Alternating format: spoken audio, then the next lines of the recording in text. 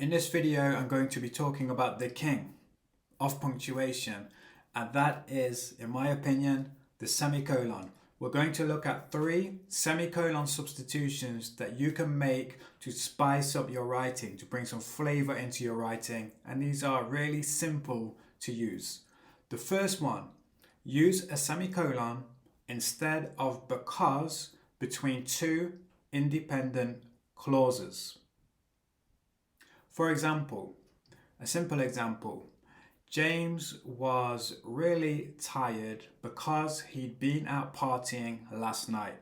Let's do some magic. Let's do the semicolon substitution. James was really tired, semicolon. He'd been out partying last night. Now let's look at a more ambitious example.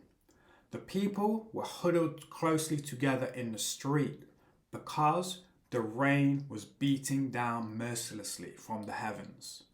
Let's do our semicolon substitution. We're taking out because, we're putting in a semicolon. People were huddled together in the street, semicolon. The rain was beating down mercilessly from the heavens. So that's our first example. The second one, use a semicolon instead of the word so between 2 independent clauses again. So for this semicolon substitution, here's the example. James was really tired, so he decided to go to bed. Okay, we got 2 independent clauses there, and we're connecting them with so. Let's take out the so. Let's do our semicolon substitution and put in a semicolon. James was really tired, semicolon. He decided to go to bed.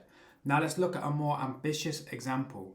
The graveyard was dilapidated and said to be haunted, so Sarah decided not to take the shortcut through it. Okay, semicolon substitution. We take out so, we put in the semicolon. The graveyard was dilapidated and said to be haunted, semicolon, Sarah decided not to take the shortcut through it.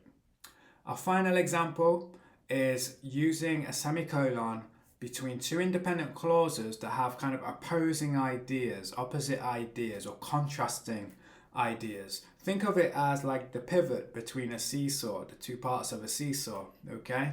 So, for example, a simple example, James loved football, semicolon, Sarah loved tennis, okay? So a bit of a contrast in that.